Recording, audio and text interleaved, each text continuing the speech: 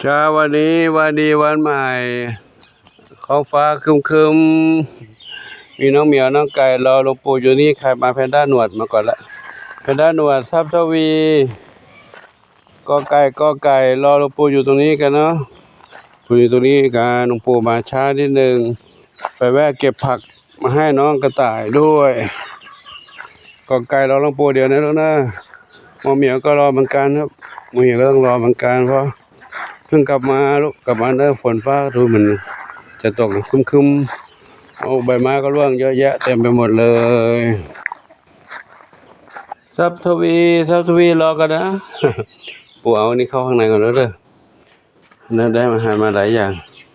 หาน้องเมียก็รอนึ่งก่อนลูกนะลูกนึ่งกันเนาะนี่ให้น้องกระต่ายน้องเต่าน้องไก่ก็กินได้เต่าก็กินกระต่ายก็กินแต่ถ้าไก่กินไม่หมดมันไม่เหลือ ยกมาแบกมานี่หนักเหมือนกันนะ10 กว่า 20 โลไปด้านนวดรอก่อนนะลูก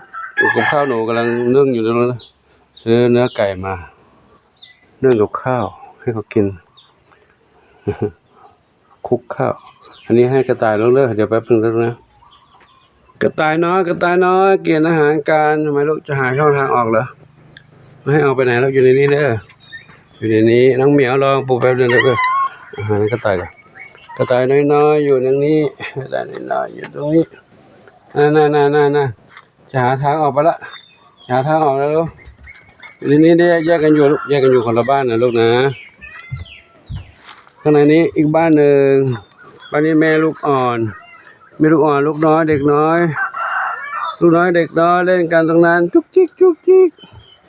เห็นไหมล่ะในกล่องนั้นเรามองไม่เห็นนะ ในกล่องนั้นเนาะแม่ก็กินอาหารจุบแม่กินอาหารกินผักกันลูกเนอะปู่แวะเก็บผักมาเมื่อกี้นี้อาหารแม่น้องเหมียวน้องกระต่ายไม่มีแค่ไม่กินอาหารผักกันเนาะธรรมชาติถามเจ้าของแล้วบอกว่าเก็บได้เป็นผักที่เขาเอาส่วนที่ดีๆขายตัวนี้คือส่วนใบมันใบแก่มันก็มาให้กระต่ายกินได้นะลูกเล็กกินได้หรือยังลูกเล็ก ได้กินได้หรือยังครับก็ขอนำภาพบรรยากาศให้ทุกท่านได้รับชมกันเท่าเนาะเดี๋ยวน้องเหมียวรอเดี๋ยวปูเดี๋ยวนะลูกเด้อเดี๋ยวรอแป๊บนึงนะปูทำกับข้าวอยู่ลูกนะทำกับข้าวอยู่นะเหมียวเด็กน้อยสมาชิกใหม่ทั้งสองอ่อนแล้วโอ้ขับถ่ายดีนะเนี่ยในห้องน้ำเต็มเลยห้องน้ำเต็มเลยกินเยอะแล้วกินเยอะๆแล้วนะจะได้แข็งแรงนะมีอาหารเม็ดให้น้องเหมียวต้องใส่เหมียวกินน้องอะไรลูกน้องอะไรร้องโอ้ไม่ร้องไม่น้องอะไรเนี่ยไหนดูดิมาอ้อนเฮงน้องเฮงอยู่นี่เฮงอันนี้ใครพี่น้องเจดีก็ร้องอยากจะออกแล้วลูกเหรออยู่นั่นก่อนนะนั่นก่อนนะเดี๋ยวค่อยปูนึ่งอาหารอยู่แล้วเนาะเกี่ยวอาหารแม่ก่อนแล้วนะนึ่งเสร็จแล้วเดี๋ยวค่อยมาให้กินนะลูกนะแอบดูกระต่ายน้อยเลยเห็นไหมกระต่ายน้อยอยู่ในนั้นกระต่ายน้อยอยู่ในนั้นเห็นวิ่ง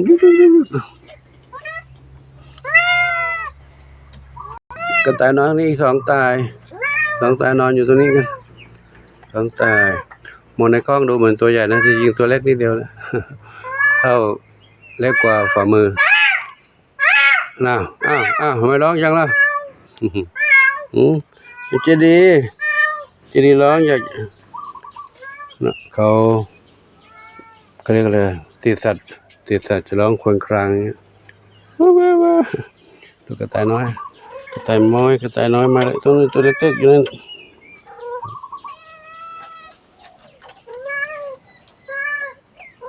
นี่น้องอะไรลูกน้องอะไรลูกสุพรรณษาอ้อนสุพรรณษาตาไม่มีคิ้วอ่ะ ไหนดูหน้าดิหน้าตาไม่มีคิ้วไปไหนนี่ใครอยู่บนนั้นดำเล็กหางกวัก เดี๋ยวหลวงปู่ขอนำภาพบรรยากาศยามเช้าๆให้กับทุกท่านได้รับชมกันไว้เพียงเท่านี้ก่อนเนาะเพราะต้องรีบไป ดูแลเรื่องอาหารการกินน้องๆเหมียวยังไม่พร้อมเนาะ รอเหมียวรอแป๊บนึงลูกเด้อเดี๋ยวไปดูทางนู้นอีกหน่อยดิทางนู้นยังไม่ครบเหมียวเลยมีใครอีกนี่เนี่ยเหมียวเขาร้องจังเลยเพราะเขาติดสัตว์นี่ใครลูกเท้าเล็กอยู่นี่นะเท้าเล็กสามสีนวลอยู่นี่สามสีนวลมาตอนนี้ใครอีกอันนี้น้องชวนฝันใหญ่ละนี่บุญอะไรลูกบุญสมใช่บุญสมด้านนี้มาด้านนี้ก่อนอันนี้ใครมานี่ละหนึ่งเดียววิ่งมานี่หนึ่งเดียวทองเล็กนอนอยู่นี่ทองเล็กนอนอยู่นั่นบุญชัยร้องแง่ๆทำไมลูกบุญชัยจะออกมาเหรอออกมาไหมล่ะออกมากลัวกัดกันเจ็บเนาะเป็นนักเรียนใหญ่อยู่นั่นก่อนน้องปู่ไม่พร้อมดูเลยด้านนี้น้องน้ำเพชรกับปุยฝ้ายน้ำเพชรปุยฝ้ายอยู่ตรงนี้น้ำเพชรปุยฝ้ายอยู่ตรงนี้เนาะแต่เดี๋ยวหลวงปู่พร้อม หลังอาหารจะพาน้องเดินเล่นลูกเรื่องแถวนี้ยังไม่พร้อมลูกนะเนี่ยเดี๋ยวก่อนลูกกินอาหารเม็ดก่อนนะเด็กๆเล็กๆน้อยๆรอก่อนนะพ่อเด้อรอแป๊บนึงนะบนหลังคาก็มีถ้าฝนตกก็ลงมาลูกนะดูท่าทางเหมือนจะมีฝนตกเหมือนกันจินตลาส้มอ่อนนวรัตน์ดิแล้วใส่แว่นดำเต่าทองน้องมีบุญอยู่นี่เต่าทองน้องมีบุญแอบอยู่ตรงกอผักบุ้งนั่น ไอ้กอผักบุ้งนั่นเอาผักกาดน้ำให้กินด้วยเขาก็กินอาหารธรรมชาติผักบุ้งก็มีให้กินก็ขออายุติเท่านี้ก่อนเนาะเดี๋ยวปู่ไปเตรียมอาหารก่อนขออนุโมทนาสาธุขอบุญกุศลทั้งหลายจงเป็นพระรอดปัจจัยนุนำคำชูให้ทุกคนทุกท่านที่มีความรักความเมตตาต่อน้องแมวน้องไก่น้องเต่าและสรรพสัตว์ทั้งหลาย